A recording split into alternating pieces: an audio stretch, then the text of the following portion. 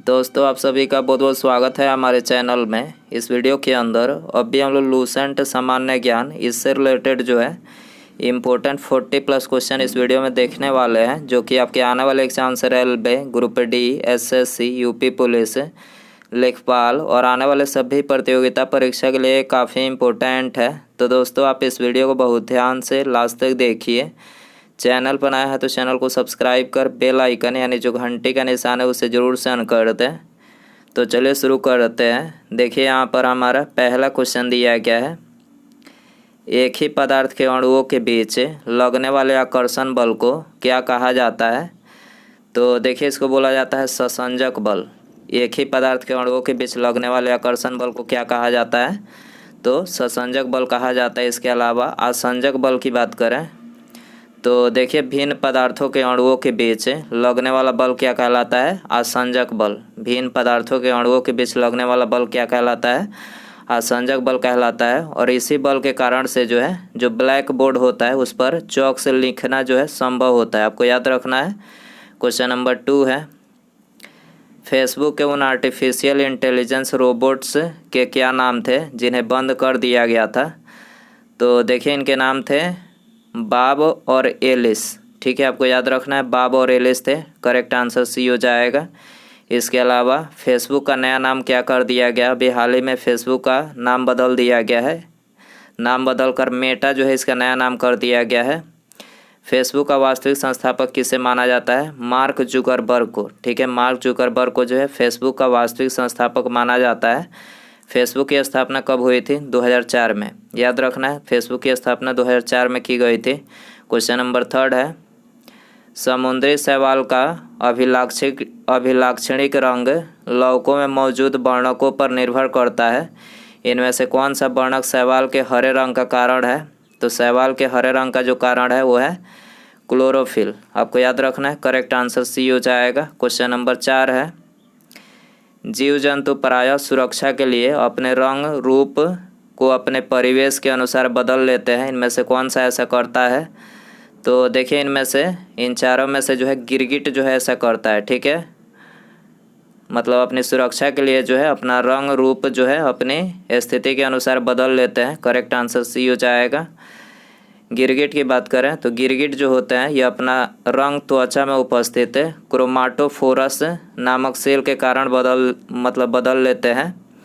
इस सेल को गिरगिट के मस्तिष्क से नियंत्रित किया जाता है।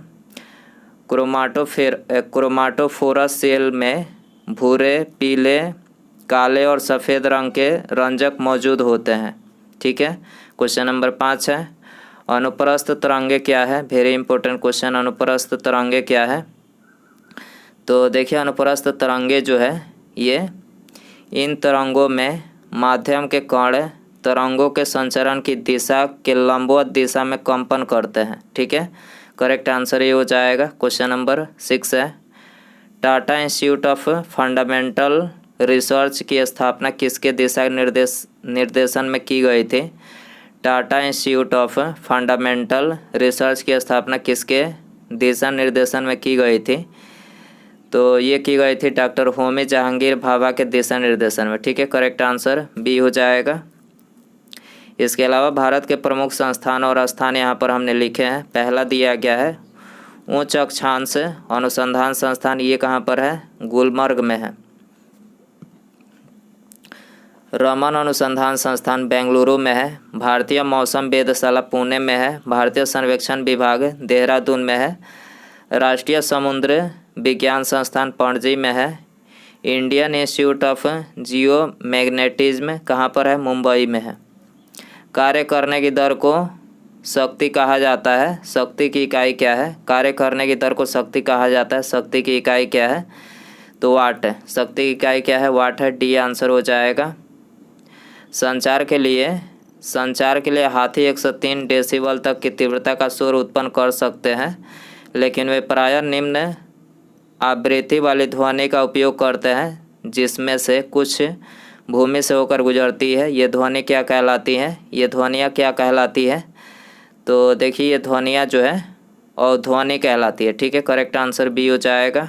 क्वेश्चन नंबर 9 है, कंप्यूटर प्रौद्योगिकी में VR का पूर्ण रूप क्या है? कंप्यूटर प्रौद्योगिकी में VR का पूर्ण रूप क्या है? तो वर्चुअल रियलिटी है। ठीक है, करेक्ट आंसर सी हो जाएगा।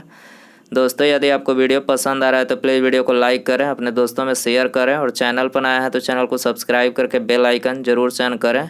अगला क्वेश्चन है, निम्नलिखित में से कौन सा मानव गतिविधियों एवं सभ्यता के प्राग ऐतिहासिक काल का सही कालानुक्रम है? तो सही कालक्रम मतलब इसमें बताना है। तो देखिए यहाँ पर पहला ही सही कालक्रम है।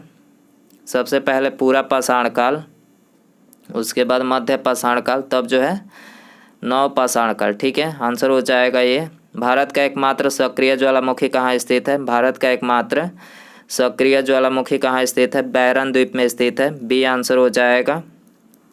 भारत के अलावा इनमें से किस देश का राष्ट्रीय खेल मैदानी हॉकी है? भारत के अलावा किस देश का राष्ट्रीय खेल मैदानी हॉकी है? तो पाकिस्तान का है। ठीक है, बी आंसर हो जाएगा। इसके अलावा प्रमुख देश और उनके राष्ट्रीय खेल यहाँ पर हमने लिखे हैं। पहला दिया गया है स्पेन।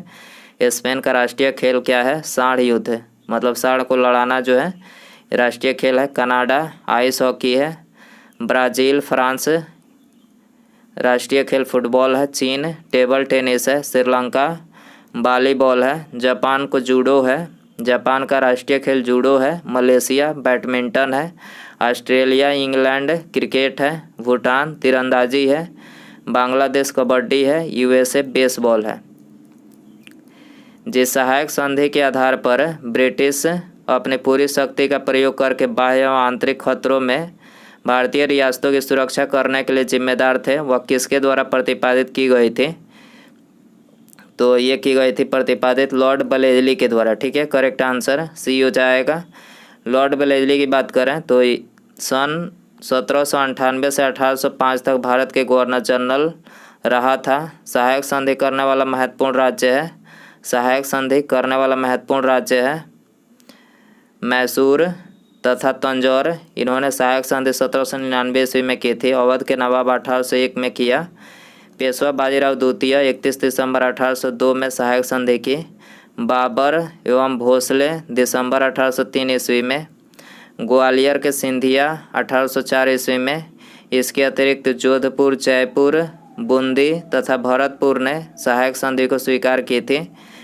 बलेली काल में जो है, मतलब लॉर्ड बलेली काल में चतुर्थ आंग्ल मैसूर युद्ध लड़ा गया था 1799 ईस्वी में। बलेली काल में द्वितीय मराठा युद्ध 1803 में 1803 से 1806 तक लड़ा गया था, जिसमें मराठों की जो है हार हुई थी। चंद्रमा को अपनी धुरी पर एक चक्कर पूरा करने में कितना दिन लगते हैं? चंद्रमा को अपनी धुरी पर एक चक्कर पूरा करने में कितने दिन लगते हैं? तो ये 27.3 दिन जो है लगते हैं। ठीक है, सी आंसर हो जाएगा। इसके अलावा प्रमुख ग्रह और सूर्य का परिक्रमा काल, मतलब ग्रह सूर्य की परिक्रमा कितने समय में करते हैं, वो यहाँ पर हमने लिखे हैं। बुध की बात करें तो ये सूर्य की परिक्रमा 88 दिन में करता है। शुक्र 224.7 दिन में सूर्य की परिक्रमा। मंगल 687 दिन में। पृथ्वी 365.26 दिन में। बृहस्पति 11.9 वर्ष में। शनि 29.5 वर्ष में। अरुण 84 वर्ष में। वरुण 164.8 वर्ष में। निम्नलिखित में से कौन सी अंडमान और निकोबार द्वीप समूह की एक जनजाति है? अंडमान और निकोबार द्वीप समूह की एक जनजाति है, कौन है? तो यह है जारवा। जारवा है, करेक्ट आंसर सी हो जाएगा। जल्लीकट्टू क्या है? जल्लीकट्टू क्या है? तो देखिए, तमिलनाडु में लोकप्रिय पारंपरिक बैल को काबू करने का खेल है। जल्लीकट्टू क्या है? तमिलनाडु में लोकप्रिय पारंपरिक बैल को काबू करने का खेल है। ठीक है, करेक्ट आंसर ये हो जाएगा। राजस्थान के किस समुदाय ने पिछले 3 शताब्दियों से ब्लॉक प्रिंटिंग को जारी रखा है? छिपा ने जारी रखा है। ठीक है, करेक्ट आंसर छिपा समुदाय ने जारी रखा है। बी आंसर हो जाएगा। क्वेश्चन नंबर 18 है, कालबेलिया लोकगीत एवं नृत्य किस भारतीय राज्य से संबंधित है? कालबेलिया लोकगीत एवं नृत्य किस भारतीय राज्य से संबंधित है? राजस्थान से संबंधित है। बी आंसर हो जाएगा। सत्यमेव जयते का नारा किसने दिया था? सत्यमेव जयते का नारा जो है मदन मोहन मालवीय ने दिया था। कब दिया था? 1918 ईस्वी में दिया था। भारत के पहले रेलवे विश्वविद्यालय का नाम क्या है? पहले रेलवे विश्वविद्यालय का नाम है राष्ट्रीय रेल एवं परिवहन संस्थान। राष्ट्रीय रेल एवं परिवहन संस्थान है। करेक्ट आंसर सी हो जाएगा। भारत का अंतिम मुगल शासक कौन था? भारत का अंतिम मुगल शासक बहादुर शाह द्वितीय था। ठीक है, करेक्ट आंसर डी हो जाएगा। अंतर्राष्ट्रीय ओलंपिक समिति की सदस्य के रूप में नामांकित की जाने वाली प्रथम भारतीय महिला का नाम क्या है?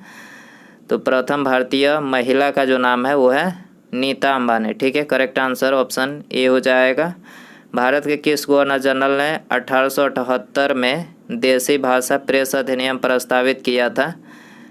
भारत के किस गवर्नर जनरल ने 1878 में देसी भाषा प्रेस अधिनियम प्रस्तावित किया था? तो ये लॉर्ड लिटन ने प्रस्तावित किया था। करेक्ट आंसर सी हो जाएगा। संयुक्त राष्ट्र पर्यावरण सुरक्षा अभिकरण की स्थापना कब की गई थी? तो देखिए इसकी स्थापना जो है दिसंबर 1970 में की गई थी। डी आंसर हो जाएगा। हिमालय के बाह्य भाग को डैश भी कहा जाता है। हिमालय के बाह्य भाग को डैश भी कहा जाता है। क्या कहा जाता है? शिवालिक। शिवालिक कहा जाता है। करेक्ट आंसर ये हो जाएगा। निम्न में से कौन सा भारतीय अधिनियम ब्रिटिश प्रधानमंत्री लॉर्ड नॉर्थ की अध्यक्षता वाली समिति की रिपोर्ट पर आधारित था? तो ये किस पर आधारित था? विनियमन अधिनियम 1773 पर। ठीक है, करेक्ट आंसर सी हो जाएगा। निम्नलिखित में से कौन से अंतर महाद्वीपीय देश है? कौन सा अंतर महाद्वीपीय देश है? तो करेक्ट आंसर सी हो जाएगा। तुर्की और जॉर्जिया महाद्वीपीय देश है। प्रातःकालीन धूप से मानव शरीर में कौन सा विटामिन उत्पन्न होता है? तो आप सभी को पता ही होगा, विटामिन डी उत्पन्न होता है। पौधे किस भाग से हल्दी प्राप्त होती है? पौधे किस भाग से हल्दी प्राप्त होती है? तने से प्राप्त होती है। गैस के गुब्बारों में हाइड्रोजन गैस की जगह हीलियम गैस का प्रयोग किया जाता है क्योंकि यह अदाह्य है, इसीलिए किया जाता है। हाइड्रोजन गैस की जगह हीलियम गैस। विसंक्रमण के बाद जल में उपलब्ध क्लोरीन की मात्रा को कहते हैं। विसंक्रमण के बाद जल में उपलब्ध क्लोरीन की मात्रा को क्या कहते हैं? तो इसको जो है अवशिष्ट क्लोरीन कहते हैं। बी आंसर हो जाएगा। निम्नलिखित में से कौन सी गैस न्यूनतम तापमान पर द्रव में बदल जाती है? न्यूनतम तापमान पर द्रव में बदल जाती है। हाइड्रोजन बदल जाती है। ए आंसर हो जाएगा। निम्नलिखित में से कौन सी धातु जल के साथ अभिक्रिया करके हाइड्रोजन पैदा नहीं करती है? कौन सी धातु जल के साथ अभिक्रिया करके हाइड्रोजन पैदा नहीं करती है? तो कैडमियम नहीं करती है। बी आंसर हो जाएगा। ऑक्सीजन जो जीवन के लिए अत्यावश्यक है, प्रकाश संश्लेषण का उत्पाद है और आती है किससे आती है? जल से। ठीक है, करेक्ट आंसर सी हो जाएगा। यदि किसी व्यक्ति को बंदूक की गोली लगने पर उसके शरीर से सभी गोलियां नहीं निकाली जाती है तो निम्नलिखित में से किसके कारण उसके शरीर में जहर फैल जाएगा? तो उसके शरीर में जो है शीशा के कारण जहर फैल जाएगा। बी आंसर हो जाएगा। निम्नलिखित में से कौन सी धातु इटाई रोग पैदा करती है? इटाई रोग कौन सी धातु पैदा करती है? कैडमियम। याद रखना है, कैडमियम धातु। विकिरण चिकित्सा में प्रयुक्त नोबेल गैस है। विकिरण चिकित्सा में प्रयुक्त नोबेल गैस कौन सी है? रेडान है। सी आंसर हो जाएगा। आजकल सड़क पर रोशनी के लिए प्रायः पीले लैंपों का प्रयोग किया जाता है। उन लैंपों में निम्नलिखित में से किस गैस का प्रयोग किया जाता है? तो देखिए उन लैंपों में सोडियम गैस का जो है प्रयोग किया जाता है। सोडियम आपको याद रखना है। ये आंसर हो जाएगा। मोनेजाइट बालू में निम्नलिखित में से कौन सा खनिज पाया जाता है? मोनेजाइट बालू में कौन सा खनिज पाया जाता है? तो ये थोरियम खनिज पाया जाता है। करेक्ट आंसर सी हो जाएगा। बिजली के बल्ब में क्या भरा होता है? बिजली का जो बल्ब होता है उसमें क्या भरा होता है? आर्गन भरा होता है। सी आंसर हो जाएगा। सागरीय खरपतवार किसका महत्वपूर्ण स्रोत है? सागरीय खरपतवार किसका महत्वपूर्ण स्रोत है? आयोडीन का महत्वपूर्ण स्रोत है। डी आंसर हो जाएगा। उसके बाद यहाँ पर हमारा अगला क्वेश्चन है, शुष्क सेल का जो एनोड होता है वो किसका बना होता है? शुष्क सेल का एनोड जो होता है वो किसका बना होता है? ऑप्शन है आपके पास लोहा, कैडमियम, जस्ता यानी जिंक, शीशा यानी लेड। तो दोस्तों ये आपके लिए होमवर्क क्वेश्चन है। यदि आपको इसका आंसर पता हो तो कमेंट बॉक्स में ज़रूर बताएं। यदि वीडियो पसंद आया हो तो प्लीज़ वीडियो को लाइक करें और चैनल पर नया है तो चैनल को सब्सक्राइब करके बेल आइकन यानी जो घंटी का निशान है उसे ज़रूर सेंड कर दें। ठीक है, मिलते हैं अगले वीडियो में। नमस्कार, जय हिंद, जय भारत।